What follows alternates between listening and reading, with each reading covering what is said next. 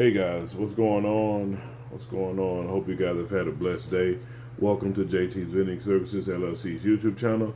I'm in my room, in the bed, finna do the daily devotional, and right after that, gotta go to sleep. Got a long day tomorrow. Keep my son in your prayers. Hope he does a great job. I'm proud of him. He has an orchestra program tomorrow where he'll be doing like a Christmas play, Christmas program at school, and he plays the cello. So I'm extremely proud of him for doing that and taking on that task of learning something new. So I got a long day tomorrow. I got to knock out work as soon as possible so that I can get back home, help him get ready, get his tie, his bow tie, and everything ready, and a lot of stuff. But so anyway, let's jump right into it, guys. You know what time it is. It's time for our daily devotional. But I would please like to ask, if it doesn't hurt you at all, please like, share, and subscribe to our YouTube channel and TikTok channel, just so we can continue to get more views and subscribers, and we can grow this channel so more people can hear us talk about how good God is by us living by His principles, and how He's blessed us. So, with that being said, let's get into it. Today is February. I hadn't jumped all ahead 2 months. Today is December 11th, 12th. Today is December 12th. I thought it was the 11th. This day devotional is entitled Follow the Star. Where is the one who has been born King of the Jews? We saw his star when it rose and have come to worship him. Matthew chapter 2, verse 2. Sometimes a dream can change our lives dramatically. Consider Brad's story. From birth, it was expected that I would join the company my grandfather founded and be groomed for succeeding my dad as president one day. Then one Christmas, my wife and I went to serve a turkey dinner at the inner city rescue mission. Something pierced my heart to the core that day. I cannot sleep all night. All I could see when I closed my eyes were the despair of lost souls. I finally said something to my wife. I think God is calling me to work at the rescue mission. To my amazement, she was 100% supportive. My family, on the other hand, particularly my dad, was a different story. It was my grandfather who eventually brokered peace between my dad and me. He said to him, Douglas, I followed a dream when I started this company, and nothing else would have made me happy. Your son is exactly the same way.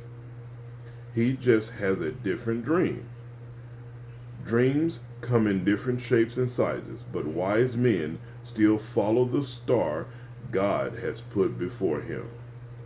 Father, show me your will for my life and help me to follow the star that lights my way. May God add a blessing to the hearers and the doers of his word.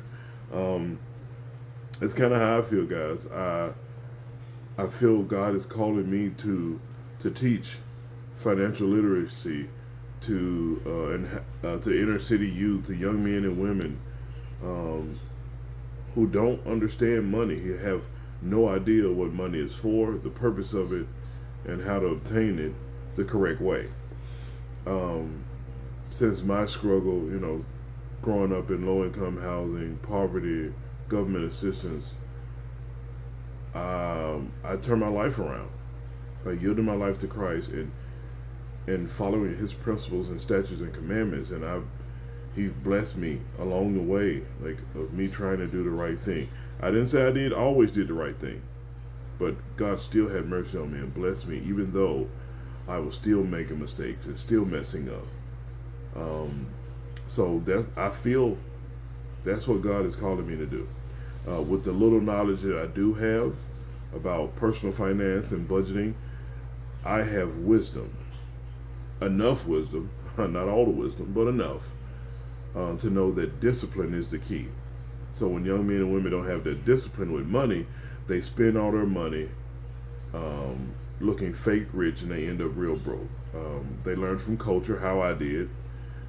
Whatever you get, whenever you get some money or however you get it, buy something, and that makes you feel good. So that's what we do here on our YouTube channel. That's what we're trying to get set up our ACER program to where we teach at least 4 to 8 kids at a time, and that's because like how the classes will be structured and set up, we give the kids more direct interaction with budgeting and finances and stuff like that, along with a board game that kind of drives home financial aptitude. So follow that star that God has put on your heart, put in your life, but you can't do it unless you yield your life to Christ. If you must seek ye first the kingdom of God, and all else will be added unto you. That's a guarantee. Take it from me, someone who spent 30 years lost. That's a guarantee. I put God first. Life dramatically changed. So guys, have a blessed night. Please be safe. It's Thursday. I know you guys get paid tomorrow. Please put some money up. Be a good steward of your resources. Put some of your money up, because you know bad times may come and you need some money. So don't wait. Don't continue to live paycheck to paycheck and wait until you're broke to think about saving money, or flat broke. Think about saving money. So have a blessed night, guys. Be safe. Oh, check out this video.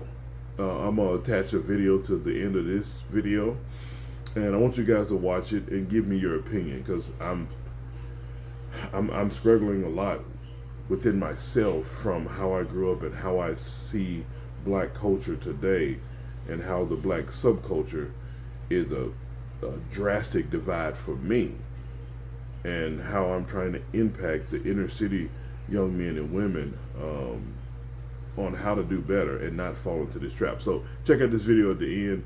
Have a blessed night. Be safe. Au revoir. A bientôt. A la prochaine. There's a talk I give on the 5 biggest challenges black people have for the next 100 years. The number 1 challenge is the existential crisis of the black family. The existential crisis of the black family. Marriage in our culture is down to 34%. When we were growing up, it was 85%. It's now down to 34%.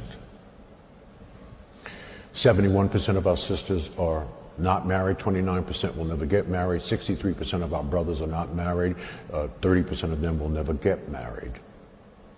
There is no culture in the history of humankind that has risen to maximize their full human potential without family at the center of their culture.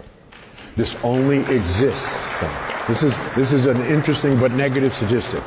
This phenomenon of the existential crisis of our family only exists among African American black people. It does not exist on the continent or anywhere else in the diaspora. So there must be something in the water. We must fix this. It is a lot easier said than done because it is impacting our wealth. Quick statistics. For 350 years, household median income was dominated by white people. They were number 1 in this country. They no longer are number 1, they're number 3, and there's a reason for it. So, who has the highest household median wealth in America? It's East Indians, $104,000 a year. What's the marriage rate in the East Indian culture? 94%. 2 are working. Who's number 2? Chinese Asians. Household median income $110,000 a year, marriage rate close to 70%. Number 3 are white people. Household median income $88,000 a year. What's the marriage rate? Almost 50%. Down significantly. Number 4 are Hispanics. Household median income $61,000 a year. Marriage rate close to 70%. We are at the bottom. Household median income $55,000 a year. Marriage rate, 34%. And projected based on facts and statistics that if we do not fix this, because white folks ain't fixing this, our marriage rate will be in the low teens in the next 20 years. We must, this is an enormous challenge. That's a whole talk by itself on how do we fix it. It can be fixed, but we have to, first of all, understand that this is a problem. No one's talking about this problem. This is a huge problem. It's the number one problem in our culture. So we must fix it. Wow.